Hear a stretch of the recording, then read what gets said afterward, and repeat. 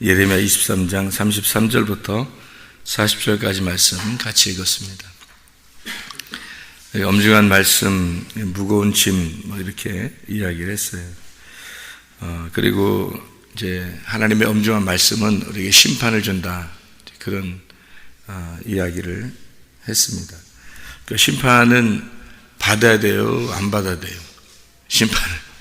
심판을 받아야 되는 거예요, 안 받아야 되는 거예요? 심판 받기 싫죠. 사람들이 심판, 그러니까 심판 받기 싫다 그러는. 근데 제가 이렇게 성경을 이렇게 보니까 심판을 받아야 되겠더라고요. 심판을 받아야 되겠더라고요. 왜 심판을 받아야 되나 봤더니, 이렇게 지금 안 받으면 나중에 받는다. 지금 심판 안 받으면 나중에 심판을 받더라고요. 그러니까 지금 심판을 받아야 그게 하나님 사람 되겠구나. 그래서 나중에 심판 받으려고 하면은 지금 심판 안 받고 그런 마음이 들어요. 꼭 이렇게 자기가 심판 지금 안 받아야지 나중에 심판 받는다 할 때 그건 나중 일이니까, 그러니까 지금 어쨌든 하나님의 심판을 안 받아야지라고 생각한다면 그게 축복인 줄 안다고요. 근데 그렇지 않아요. 성경은 지금 심판을 받아야 나중에 심판을 안 받는다, 이렇게 되는 거예요. 그래서 지금 심판을 받아야 된다는 그런 결론입니다, 이게 성경이. 왜냐하면 심판을 꼭 받아야 되냐 그러는데 꼭 심판을 받아야 돼요. 그 성경을 그러면 어떻게 어떤 식으로 받느냐 그러는 거예요. 심판은 말씀으로 받는 거예요, 심판을. 말씀으로 심판을 꼭 받아야 되더라는 거죠. 그렇지 않으면은 나중에 심판을 받으니까 그 영원한 멸망에 이르잖아요.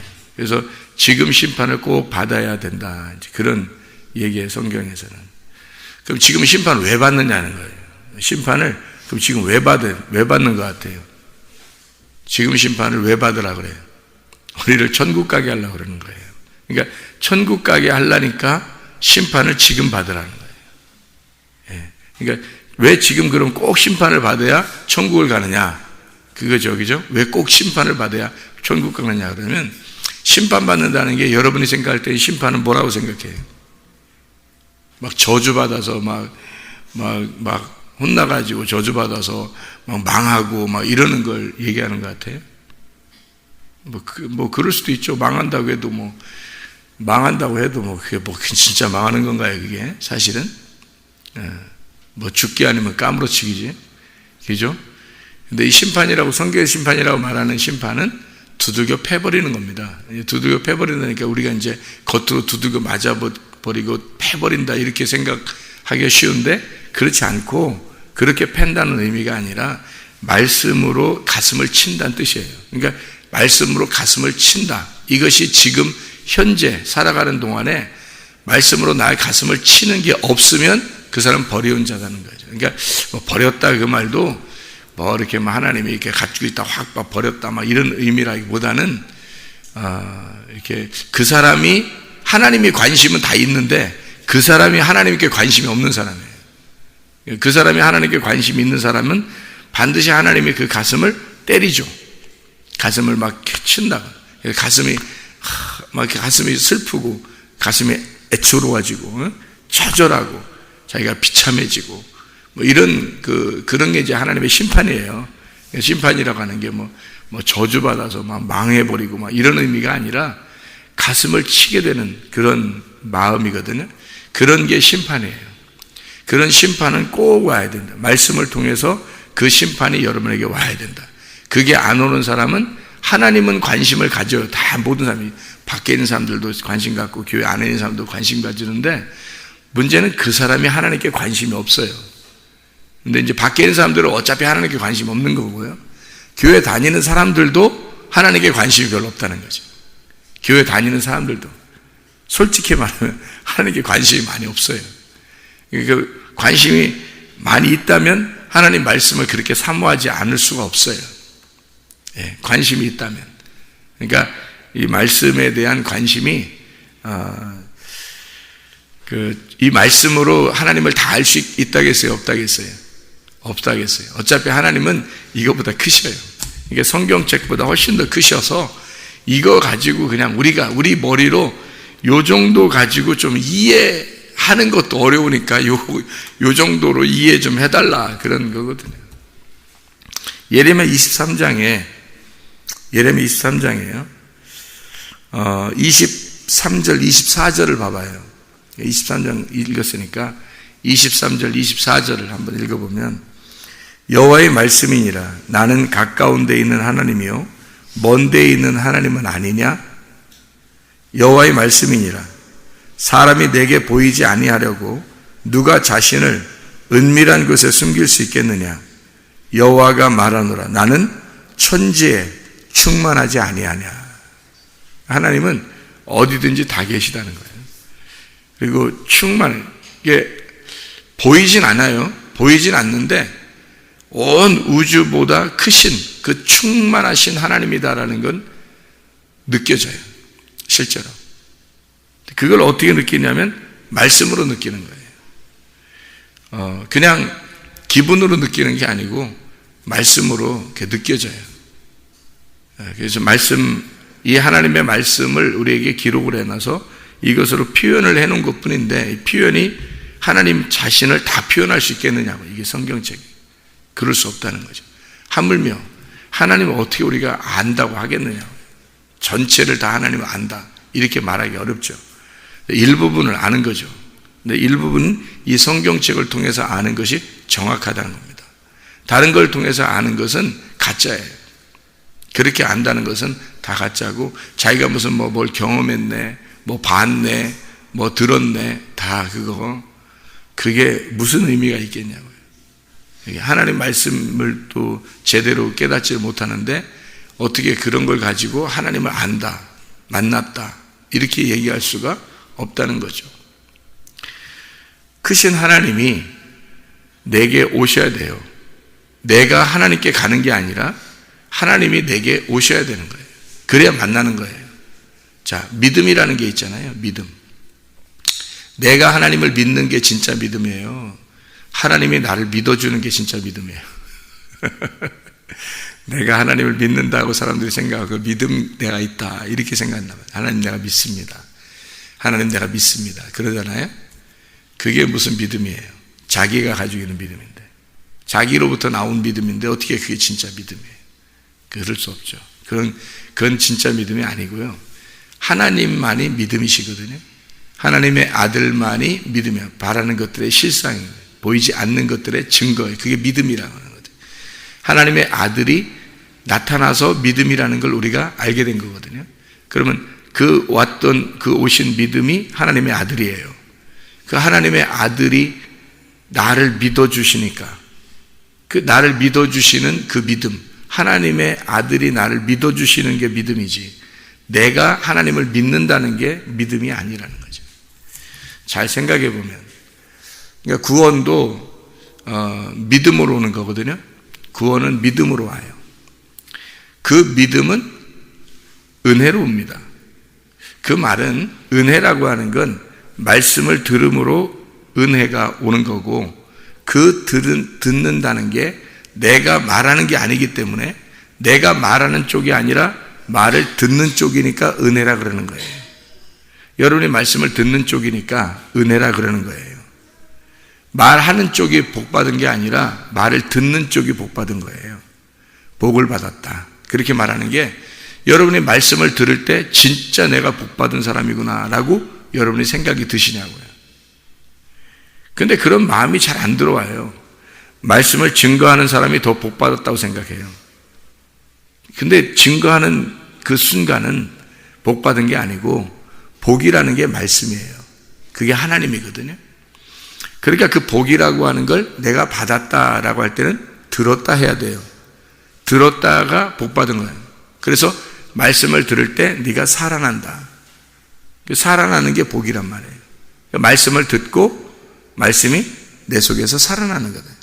이게 이제 복받았다는 거죠. 말씀을 증거하는 거는 전달하는 거예요. 전달.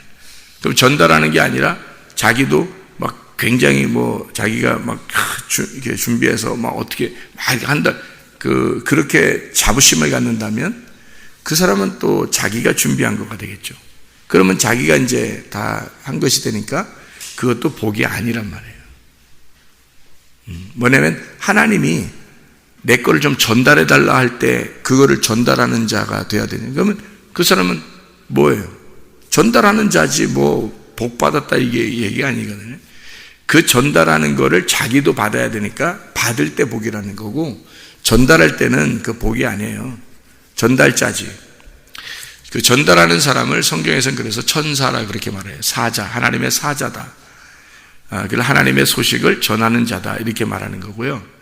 밑에서 받은 사람들을 복 받은 사람이다 라고 말하는 거예요. 우리들이 이 땅에 살 때는 그렇게 표시가 안 나요. 근데 말씀을 받은 자가 하늘나라 갈 때는 하나님의 아들이 되고 하나님의 딸이 되니까 직접 그걸 알게 되니까 그 복이라는 걸 알게 돼요. 근데 처음에는 잘 몰라요. 여기서 살아가는 동안에는. 왜냐하면 살아가는 동안에는 천사보다 못하다고 생각하니까. 근데 하늘나라 올라갈 때는 하나님의 아들과 딸이 되니까 그 사람들이 천사보다 훨씬 더 높은 자가 되는 거예요. 그러니까 여기서는 모르는 거니까 여기서 알면 은혜 받은 걸 알면 되는 거거든요. 근데 그걸 잘 몰라서 그런 거죠. 알면은 얼마나 귀한 거구나. 말씀을 받았다는 게 얼마나 귀한 거구나 라는 것을 깨닫게 되는 거죠. 말씀을 받는 자가요. 그래서 이 말씀을 받는다는 그 자체가 복이고, 그것을 복이라고 여겨지는가, 내 가슴 속에 그게 진짜 복이라고 여겨지는가, 그게 복받은 사람인데 그거를 복받았다고 여겨지는가. 여러분에게 오늘 장사를 했는데 또는 오늘 공부를 했는데 공부가 잘 됐어요. 오늘 복받았구나. 또는 장사 잘, 오늘 복받았구나. 이렇게 말하는 게 진짜 복이냐 이거죠. 오늘 새벽에 말씀을 들었는데 정말 내가 복받은 사람이구나. 내가 그 자리에 있었다니. 정말 내가 복받은 사람이구나. 이렇게 여기는 것이 여러분에게 훨씬 더 큽니까?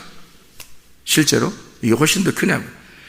말씀이 진짜 복이라고 하는 것을, 복은 영생이거든요. 뭘 통해서 여러분의 영생이 와요? 공부해서 영생 와요? 돈 벌어서 영생 와요? 아니에요. 말씀을 통해서 영생 온다고요. 말씀을 통해서 영생 오니까 시편 133편 3절이에요. 그 말이. 말씀을 통해서 영생이 오고 영생이 복이라는 건데, 근데 진짜 복이라고 하는 게 이건데 이거를 모른다고요.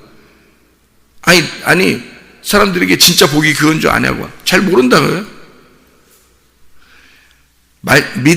믿음을 통해서 구원을 받아요. 구원도 선물입니다. 선물이 하나님이 주셔야 되는 거예요. 믿음도 하나님이 내게 오셔야 믿음이 오는 거고, 그리고 구원도 하나님이 주셔야 되는 거예요. 실질적인 하늘의 복은 하나님이 주셔야 되는 거예요. 그러니까 말씀을 듣는 것으로부터 오는 거예요.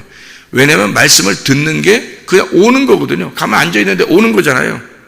그게 그렇게 와야지 그게 은혜라 그러는 거지. 내가 내가 그냥 막 따내요. 막 이렇게 막 가져와, 막 쥐어서 막 긁어 모아가지고 내가 가지면 그게 무슨 은혜예요. 하나님이 주셔야 은혜지. 하나님이 주시는 걸 은혜라 그러지. 우리가 그냥 따내는 걸 은혜라고 그러지 않잖아요. 주시는 거, 하나님이 주시는 거예요. 은혜가. 그럼 은혜는 어떤 사람에게 주시는 것 같아요? 어떤 사람에게 은혜를 주시는 것 같아요? 겸손한 사람에게 은혜 주는 겁니다. 은혜가 안 왔다 그러면 겸손하지 않다는 얘기예요, 여러분이. 교만하다는 얘기입니다. 은혜가 안 왔다는 얘기는 겸손하지 않다는 얘기예요. 은혜라고 하는 말씀이 내게 온다는 것은, 그래서 말씀을 여러분이 앉아가지고요, 가만히 듣는 것 같죠, 여러분? 여기서 비판하지 않고, 머리에서 비판하지 않고, 말씀에 가만히 듣는 거 있잖아요. 그게 겸손이지 뭐예요? 하나님이 바라는 겸손이 뭐겠어요, 여러분에게? 여러분에게 뭘 원하겠어요? 겸손한 걸 원하나요? 그래야 은혜를 주잖아요. 겸손해야지 은혜 주는데, 그 겸손이 뭐냐고요? 하나님이 바라시는 겸손이 가만히 앉아서 은혜를 받는 거예요. 가만히 앉아서. 그러니까 말씀 받는 거예요. 근데 우리는 그거를 은혜라고 생각하지 않는다. 겸손한 사람에게만 은혜가 오는 게 성경의 규칙이에요. 베드로전서 5장 5절. 그래서 은혜가 오면, 그러면 말씀이 와요. 은혜가 오면 겸손한 사람에게 은혜가 먼저 오고, 은혜가 온 사람에게 말씀이 오기 시작해요. 그래서 믿음이 생겨요.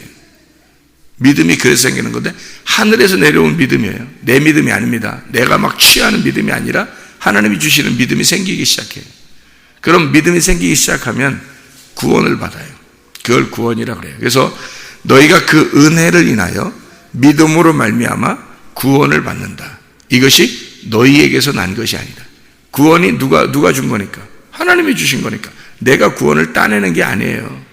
믿음도 따내는 게 아니고 은혜도 따내는 게 아니에요. 그러니까 하나님이 주시는 거란 말이에요, 이게. 그럼 하나님이 주시는 거니까 뭐 하는 사람에게? 겸손한 사람에게만. 그래야 맞죠. 겸손한 사람에게만 줘야 그게 맞죠. 교만한 사람에게 준다는 것은 성경의 규칙에 어긋나죠. 겸손한 사람을 성경에서는 뭐라고 그러냐면 심령이 가난한 사람이라 그러는 거예요. 그래야 그 사람이 아브라함 품에 들어가는 거고, 부자는 교만한 사람이기 때문에 음부에 들어가는 거예요. 그게 성경의 규칙이에요. 그렇게 돼야 된다는 거죠. 그러면 부자와 거지 나사로에서 우리가 부자와 거지 나사로가, 부자는 어디에 있고 가난한 사람은 가난한 거지 나사로는 어디에 있어요? 어디에 있는 거예요? 우리 마음에 있는 거예요. 우리 마음 안에 부자와 거지 나사로가 같이 있는 거예요. 그럼 어떻게 돼야 돼요? 부자와 거지 나사로 같이 있는데 교만과 겸손이 같이 있어요. 그죠? 심령이 부자인 자와 심령이 가난한 자가 같이 있으니까 교만과 겸손이 같이 있단 말이에요, 우리 속에.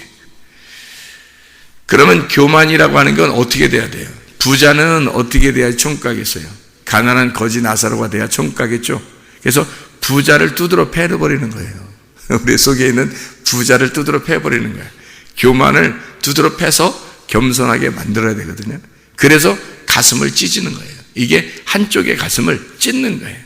그게 말씀을 듣는 태도란 말이에요. 그래서 교만한 나를 부셔버려요. 그러면 이 속에 겸손이 살아나요. 그러면 겸손한 거지 나사로가 되는 거예요. 심령이 가난한 자가 되는 거예요. 그 사람만 처음 가는 거예요. 거지 나사로가 왜 처음 가겠어요? 자기의 것이 없어지는 거예요.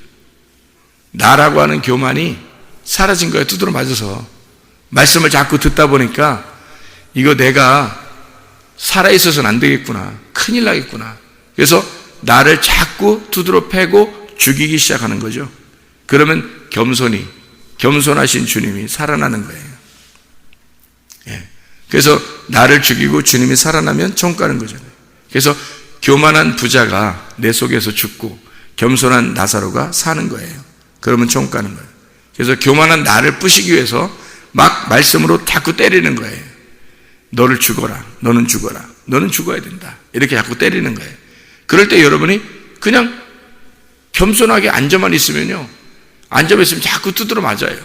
그래서 자기가 부서지는 거예요. 그 겸손이라고, 주님은 그걸 겸손이라고 여기는 거예요. 또 주님은 그렇게 여기는 거라고. 그래서 네가 은혜를 받는다. 겸손하니까 은혜를 받게 된다, 이렇게 하는 거예요. 그러니까 은혜가 오는 것이 그냥 이렇게 은혜가 오잖아요. 겸손하니까, 내가 두드러 맞으니까 겸손해. 그 전까지는 은혜가 안 온 거예요. 겸손하게 두드러 맞을 때는 겸손하게 만들려고 두드러 패는 거예요. 겸손하게 두드러 패니까 그 다음에 뭐가 돼요? 그게 말씀이 똑같은 말씀인데 내게 은혜가 되더라는 거죠. 똑같은 말씀인데 막 두드러 맞으니까 사람이 낮아졌어요. 낮아지니까 말씀이 자꾸 은혜가 돼. 은혜가 되니까 이게 믿음이 생기기 시작해. 믿음이 생기기 시작하니까 내가 교회 열심히 나올 걸, 내가 진작 말씀을 잘 들을 걸, 내가 진짜 주의 뜻대로 살 걸, 이런 마음이 막 들어오기 시작해요. 믿음이 생기기 시작하는 겁니다. 그래서 말씀만이 진짜 최고구나라는 걸 막 깨닫기 시작해요. 점점 믿음이 오니까 구원이 하나님께서 주시는 거예요. 구원을 이 땅으로부터 구출받게 하고요, 하늘나라로 이 땅에서 올라가게 만들어요. 그게 구출입니다. 구원이라는 게 뭐예요? 구출받았다는 뜻이에요. 땅에서 세상의 삶을 막 살았는데요, 세상의 삶을 살았는데 이상 오늘날부터 하늘의 소망을 자꾸 갖게 되는 거예요. 이상하게 하늘의 소망 갖게 되고 땅의 것이 별거 아닌 것처럼 막 느껴져요. 이상하게 어느 날부터 땅의 것이 아무것도 아니구나, 야 이게 진짜 하늘나라가 최고구나, 하늘나라 소망 갖게 되고 땅에 있는 염려가 막 자꾸 사라지게 되고 이상의 하나님 마음을 자꾸 갖게 돼요. 이게 구원입니다. 세상의 마음에서 벗어난 거예요. 이게 끄집어낸 거라면 하나님이 끄집어냈어요. 그걸 구원이라고 그래요. 물에 빠져서 막 허우적대 보세요. 물에 빠져서 허우적대 보세요. 그걸 갖다 물에서 이렇게 건져주는 걸 구원받았다 그러죠. 땅에 끝도 없는 그 구덩이에 들어갔는데 어떤 사람이 줄을 내려줘서 그걸 갖다 쭉 건져줬어요. 그걸 구원이라고 합니다.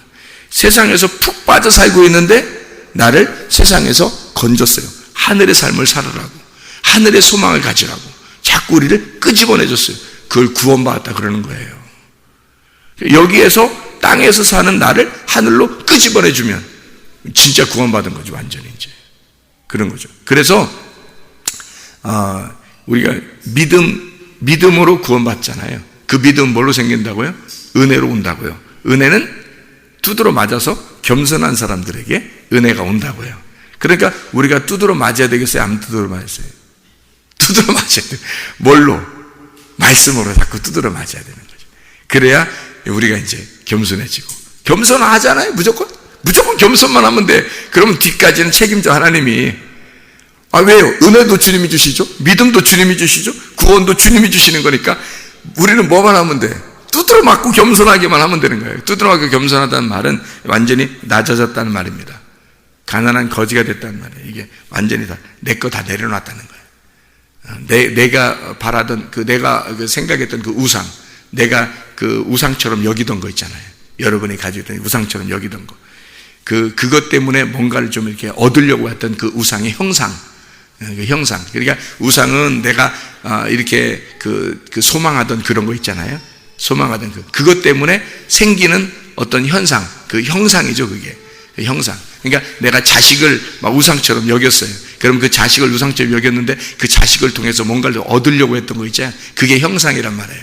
막 돈을 갖다가 내가 우상처럼 여겼어요. 그러니까 성경엔 돈이 우상이라고 그랬죠. 돈과 하나님이 같이 섬기겠느냐? 이게 두 가지를 이렇게 섬기겠느냐? 이러잖아요. 이게 우상이란 말이에요.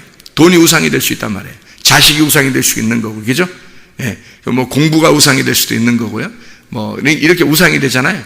그러면 그걸 통해서 뭔가 얻으려고 하는 게 있어요. 우리가. 그죠?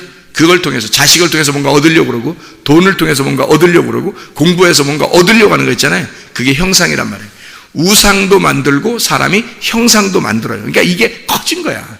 그게 뭐냐면 그 부자가 가지고 있는 너는 심령이 부유한 자가 됐다는 거죠. 이걸 통해서 이 땅에서 살아보려고 하는 이것이 커진 거야. 다시 말하면 우상을 섬기고 있는 거죠. 우상을.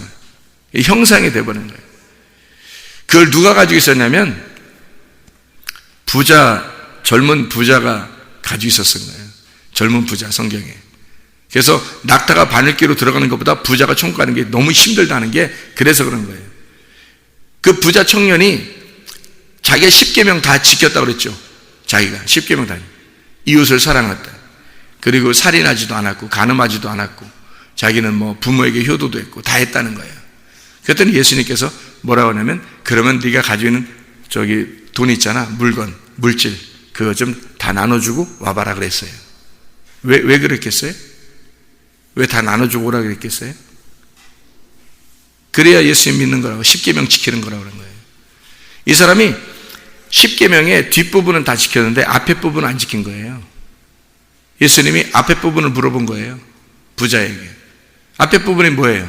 10계명의 1계명이 뭐예요? 나 외에 다른 신을 숭배하지, 다른 셈 섬기지 말라 그랬죠? 지금 이 사람이 뭘 믿었던 거예요? 다른 신, 물질, 돈을 믿었던 거잖아요. 그게 우상이 된 거예요. 그 우상 버리고 와라는 얘기죠. 그 우상 버리고 와라. 그리고 다른 신들을 형상을 만들지 마라 그랬죠. 그 돈 때문에 네가 가지고 있는 그 돈 때문에 그것 때문에 뭔가 네가 유익을 보고 명예를 가지고 권력을 가진 그거 다 내려놓고 오라는 얘기 아니에요. 네가 가지고 있는 돈이 그게 신이야. 너한테는. 네가 우상이고 그 우상 그거 버리고 와야지. 네가 가지고 있는 그 우상 버리고 와야지. 그게 진짜 믿음이지. 그래야 날 따라오는 거 아니야? 너 가지고 있는 너 진짜 자식들, 네가 가진 자식, 남편, 아내, 네가 의지하던 거, 네가 신으로 섬기는 그거, 네 우상, 네가 생각하는 우상. 요즘 애들 말로는 아이들의 그 아이돌 우상 있잖아. 애들, 학생들의 우상, 가수들, 뭐 연예인들 이런 거, 그거 버리고 와야 되는 거죠. 그들의 우상이에요. 요즘으로 말하면 애들이 가지고 있는 뭐 컴퓨터, 핸드폰, 뭐 돈, 뭐 물질, 뭐 애인, 남편, 아내, 자식, 이런 게 다 우상이잖아요. 그걸 통해서 내가 뭔가 만들어내는 거죠. 형상이란 말이에요. 우상과 그 형상을 네가 십계명의 첫 번째, 두 번째를 안 지켰다는 거지. 그래서 하나님의 이름이 망령되이 여겼다는 거. 너는 하나님 믿는다고 하는데 거짓말이야. 이건 하나님의 이름이 무시당했다는 거지. 십계명의 1, 2, 3계명을 네가 어긴 거야. 너는 뒤에 부분은 다 지켰어. 살인하지도 않았고, 간음하지도 않았고, 음란하지도 않았고, 부모님께 효도도 했고, 다 했어. 다 했어. 네가 자기는 다 지켰다는 거예요. 근데 예수님이 뭐라 그러면, 너 앞에 10계명, 1계명, 2계명, 3계명 그거 안 지켰잖아. 너 그 돈 다 나눠주고 와봐. 이거 네 우상을 다 버리고 와봐. 그러면 나를 따를 수 있는 거야. 그 사람이 그거 못 하겠는 거예요. 그거 못 하겠는 거야. 그래서 근심하며 가는 거예요. 그러니까 주님께서 부자는 천국 가기 참 어렵다. 그 말이 뭐예요? 여러분에게 가지고 있는 그 우상이 있단 말이에요. 여러분이 가지고 있는 우상, 그 형상, 그거 다 버려야 주님 따르는 거예요. 그 어떻게 따를 수가 있겠어요? 그러니까 이 두드러 맞아야 버려야 되는 거예요. 이게 두드러 맞아서 자기가 납작해져야 되는 거예요. 납작해. 아주 그래서 광야에 끌고 나오는 거예요, 여러분. 이 애굽에서 우상 섬기던 사람을 광야에 끌고 나서 다 두드러 패버리는 겁니다. 광야에서 아무것도 못 가지게 만드는 거예요. 40년 동안 이스라엘 백성들을. 그게 왜? 그래야 하나님 백성을 가나안 땅에서 자기의 백성을 만드니까. 광야에서 다 뜯어 패버리는 거예요. 이게 광야에 납작하게 그걸 광야에서 만들어내는 거죠. 예레미야 23장 29절. 예레미야 23장 29절. 여호와의 말씀이니라. 내 말이 불같지 아니하냐? 바위를 쳐서 부스러뜨리는 방망이 같지 아니하냐? 왜? 하나님 말씀이 너에게 무거운 짐이 돼서 아주 후드러 패버려가지고 하나님 말씀이 이렇게 무거운 거구나 깨닫게 해서 너를 심판해버리라는 거예요. 너는 반드시 심판받아야 된다는 거지. 네가 심판받아야 겸손해지고, 겸손해야 가난한 심령이 돼서, 그래야 하나님의 은혜를 구하게 되고, 하나님의 은혜가 오기 시작하면 주의 믿음이 오게 되고, 주의 믿음이 와야 구원을 받게 되니까. 그래서 겸손하게 만들려고 너를 두드러 패버리는 거예요. 그게 교회입니다. 하나님 말씀을 받을 때. 하나님 말씀은 우리에게 불같은 말씀, 방망이 같은 말씀이 돼서 이상의 말씀을 들으면 잘했다는 얘기보다는 자꾸 내 가슴을 쳐서 나를 자꾸 없애버리려고 한다는 거죠. 이게. 너를 부정하라는 거야. 하나님은 두드러 패서 너를 부정시키는 거야. 자꾸 너를 부정하게 만드는 거예요. 그래서 자꾸 우리를 부정하게 하면 주님만 존재하게 만드는 거예요. 우리 속에서요. 부자와 거지 나사로가 우리 속에 있다고요. 부자가 부정돼야 거지 나사로가 살아난다고요. 그래서 부자가 두드러 맞고 거지 나사로가 돼서 아브라함의 품에 들어가는 게 하나님의 뜻이란 말이에요. 그래서 반드시 우리는 심판을 받아야 된다. 말씀으로 심판을 받아야 된다. 그래서 반드시 심판받은 사람만이 겸손해진다. 겸손해지니까 은혜가 온다. 은혜가 오니까 믿음이 들어오게 된다. 믿음이 들어오게 되니까 말씀이 들어가서 말씀을 듣게 되고, 말씀을 자꾸 듣고 싶어지고, 말씀이 자꾸 들어오게 되고, 그러니까 믿음이 생길 수밖에 없죠. 그러니까 구원이 오게 된다는 거죠. 그게 순서예요. 그렇게 와야 하나님의 은혜, 우리가 자랑할 수 없는 구원이 오는 거예요. 진짜 구원을, 그래서 여러분이 가지고 있어야